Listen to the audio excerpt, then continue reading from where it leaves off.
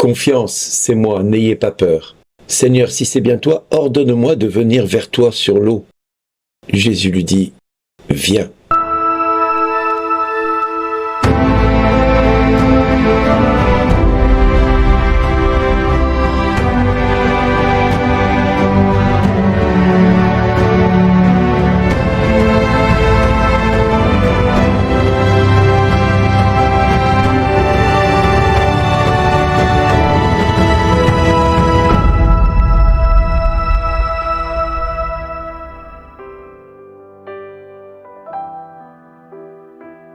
Bonjour les amis, un évangile plutôt particulier aujourd'hui puisque le Seigneur rejoint ses apôtres en marchant sur l'eau. La tempête fait rage autour de la barque et eux voient un homme arriver vers eux et surpris par cet homme, ils le prennent pour un fantôme. Et Jésus leur dit confiance, n'ayez pas peur, c'est moi. Première parole de Jésus pour rassurer les apôtres de l'incompréhensible, de quelque chose qui est déconcertant. La première fois où Jésus fait quelque chose un petit peu de miraculeux de cette nature, c'est quand ils sont dans la barque et que la tempête fait rage tout autour et d'une seule voix, il fit calmer le vent et la tempête. Mais là, Jésus procède d'une manière différente. Il vient vers eux, alors que eux sont chahutés par les vents. Et Jésus vient à eux calmement, sereinement. Mais cette venue de Jésus va susciter chez Pierre un acte de foi pour essayer de faire comme Jésus. Une prière qui est un peu particulière puisque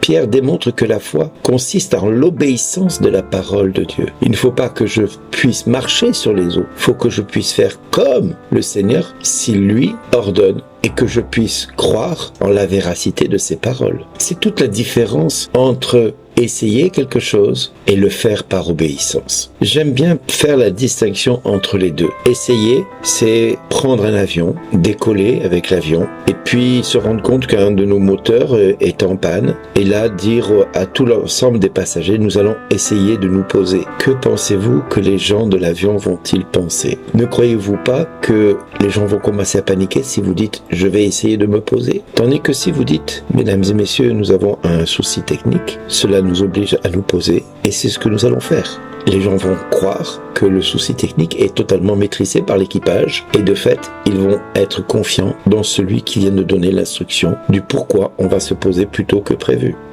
Il est clair que si nous essayons toujours, nous ne ferons jamais rien.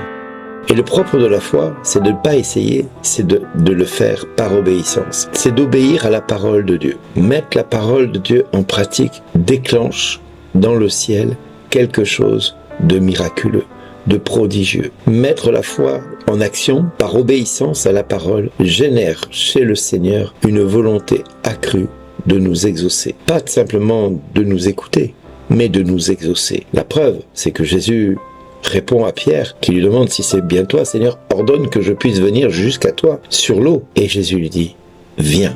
Un simple mot déclenche chez Pierre l'obéissance et la mise en action. Eh bien, il en est de même pour nous quand Jésus nous envoie en mission. Et voici les signes qui accompagneront ceux qui auront cru.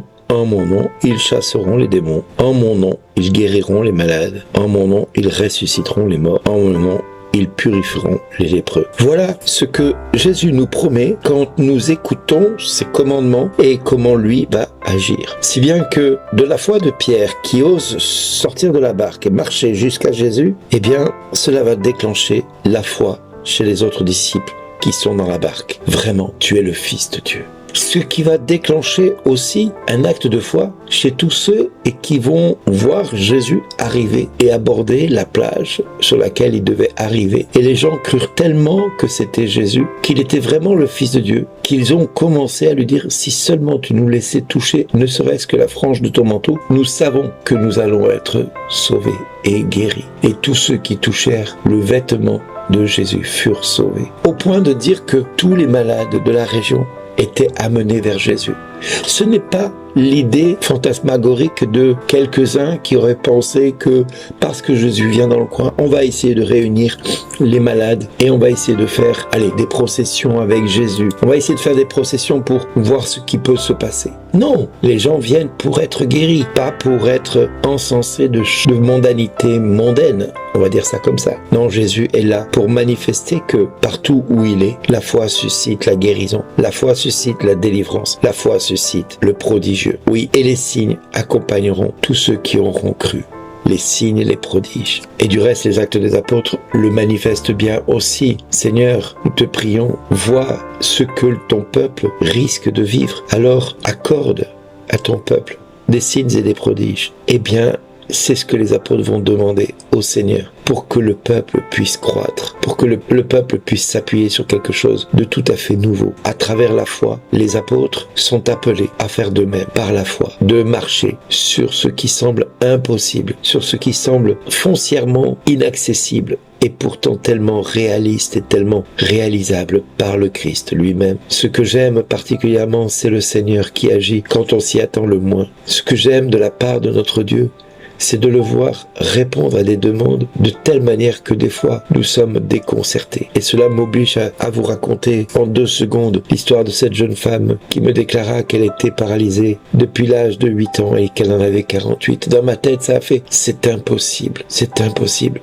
C'est fou. Et c'est impossible, c'est foutu, c'était ma foi d'homme purement rationnel qui parlait. Et Dieu me dit à ce moment-là, pour toi ou pour moi? Et là, j'ai compris que je venais de commettre la pire boulette de ma vie. Et j'ai dit, oh Seigneur, pardon. Et je me suis penché, j'ai levé les cale-pieds de cette femme. Et je dis, lève-toi et marche. Et elle s'est mise debout. Et elle s'est mise à marcher. Autant vous dire que ce qui m'a le plus déconcerté, c'est d'avoir vu Dieu me prendre dans ma propre faiblesse pour me montrer sa puissance. Mais il m'a fallu quand même lever les cale-pieds pour voir la personne se lever du fauteuil. Si j'étais resté simplement en lui disant, oui Seigneur, qu'il n'y a que toi qui peux faire quelque chose, et que je ne mette pas ma foi en action, eh bien rien ne se serait produit. Eh bien Dieu en est de même avec chacun de nous. Il peut à l'instant même nous dire, va, ta foi t'a sauvé. À nous d'y croire. À nous de le prendre au sérieux, à nous de penser que ce que nous venons de demander à Dieu, il nous l'a accordé et que c'est définitif et que rien ne pourra changer ce que nous avons demandé, que Dieu n'a bien agi comme nous lui avons demandé. Ou alors il peut nous le dire et nous de recommencer à croire que c'est foutu. Dans les 2 cas, la balle est dans notre camp. À nous de faire le bon choix pour que Dieu puisse nous dire merci